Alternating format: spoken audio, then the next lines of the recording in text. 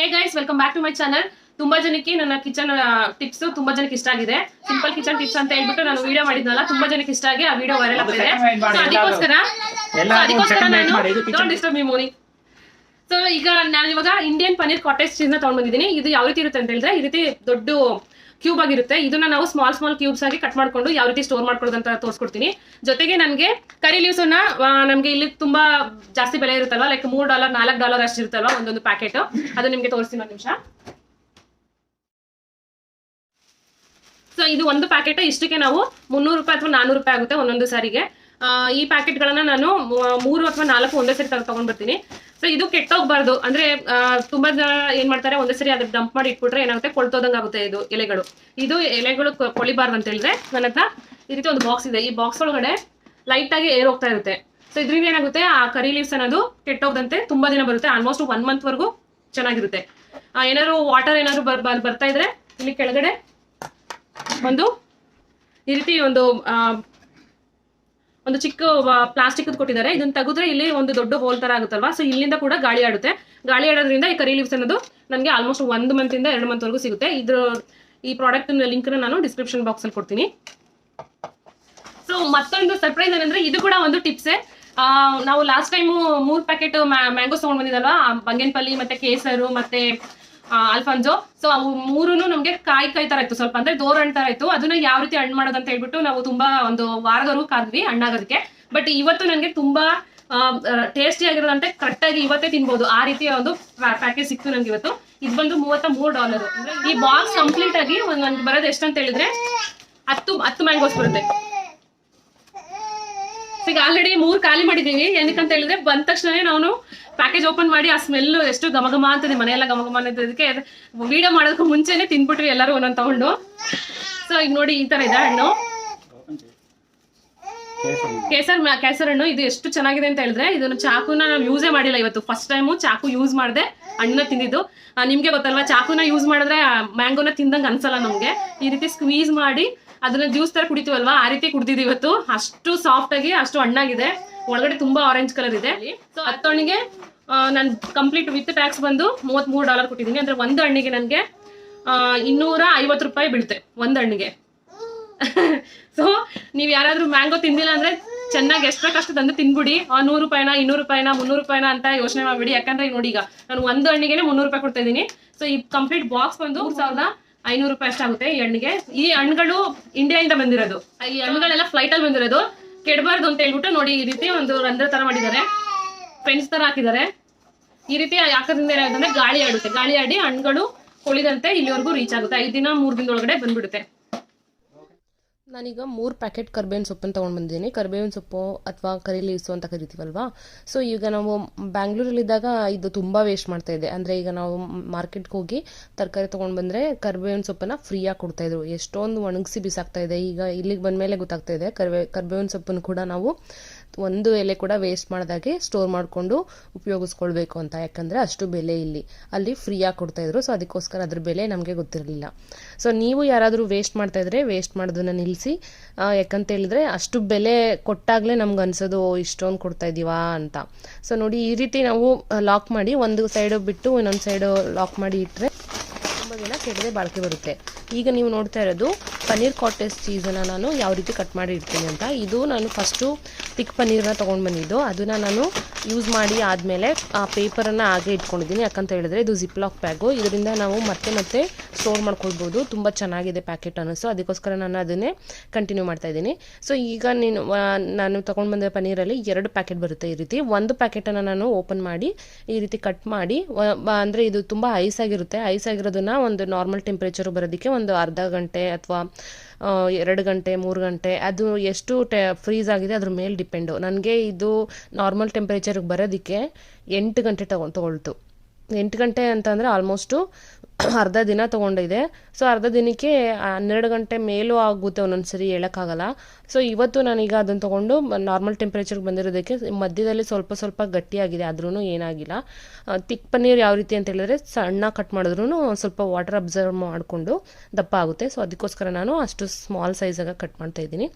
ನಿಮಗೆ ಬೇಕಂತ ಹೇಳಿದ್ರೆ ಪನ್ನೀರ್ ಕಬಾಬನ್ನು ಮಾಡೋರು ಇದ್ದರೆ ಇದನ್ನು ಈ ರೀತಿ ಒಂದು ಲೇಯರ್ ಆಗಿ ಕೂಡ ಕಟ್ ಮಾಡಿಕೊಂಡು ನಾವು ಮಸಾಲೆ ಎಲ್ಲ ಹಚ್ಚಿ ಫ್ರೈ ಮಾಡಿ ತಿನ್ಬೋದು, ತುಂಬ ಚೆನ್ನಾಗಿರುತ್ತೆ.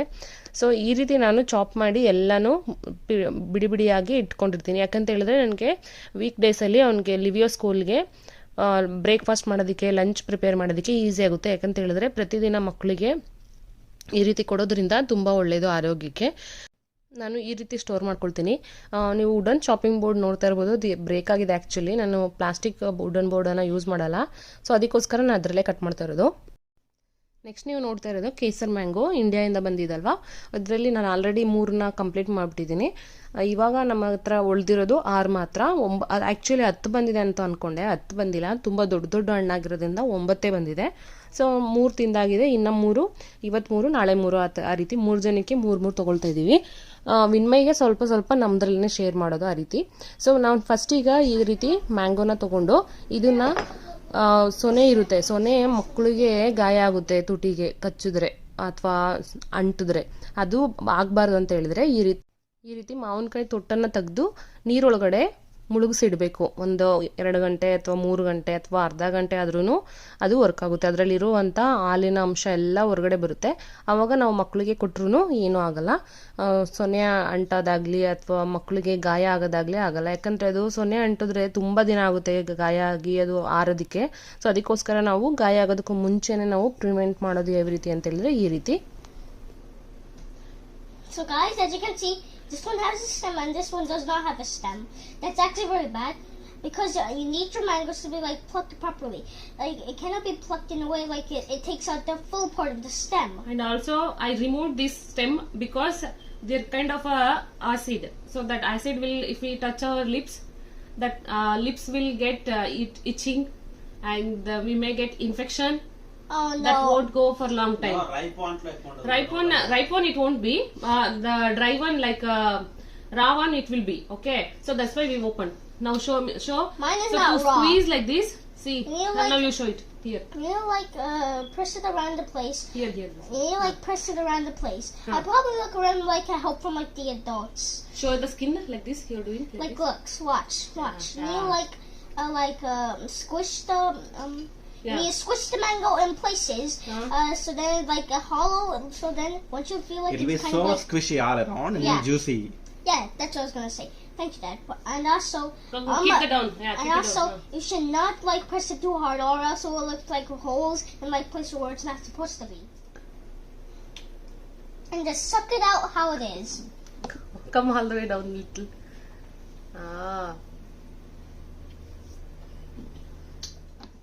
Alright guys, as you can see, now here's the joy about Indian mangoes. Yeah, like some mangoes, you don't even need to like take straws in the first place. You just take out the root and then just like suck it all you want.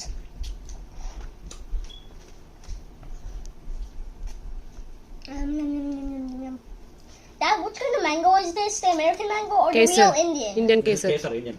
Alright, so in the real Indian mangoes are better than American mangoes, even Mexican mangoes, which has no offense to them. Alright, so this mango is made of came from India, so Indian mangoes are better than American mangoes or Mexican mangoes. No offense, okay? I mean no offense. It Alright, tastes amazing. yeah, and they taste amazing. Alright, now see you later. Make sure you hit the bell icon and subscribe button. Bye.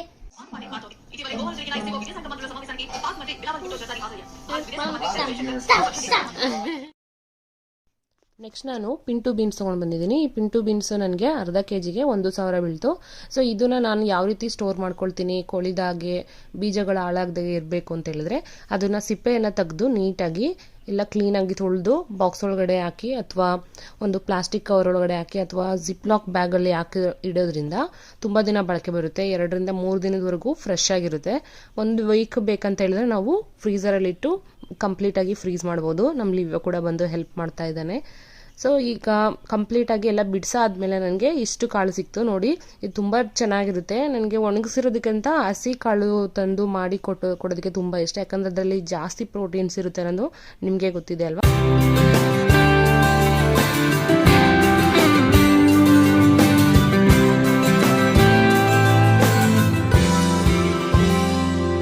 So ನೋಡಿದ್ರಲ್ಲ, ಇದು ಇವತ್ತಿನ ನನ್ನ kitchen tip. ಈ video ನಿಮ್ಗೆ ಇಷ್ಟ ಆದರೆ like ಮಾಡಿ, share ಮಾಡಿ, ಸಬ್ಸ್ಕ್ರೈಬ್ ಮಾಡಿ. ಲೈಕ್ ಮಾಡೋದನ್ನ ಮಾತ್ರ ಮರಿಬೇಡಿ, ಯಾಕಂದ್ರೆ ಲೈಕ್ ಮಾಡೋದ್ರಿಂದ ತುಂಬಾ ಜನಕ್ಕೆ ರೀಚ್ ಆಗುತ್ತೆ. ಸೊ ಮತ್ತೆ ಹೊಸ ವಿಡಿಯೋದಲ್ಲಿ ಸಿಗ್ತೀನಿ, ಅಲ್ಲಿವರೆಗೂ ನಮಸ್ಕಾರ.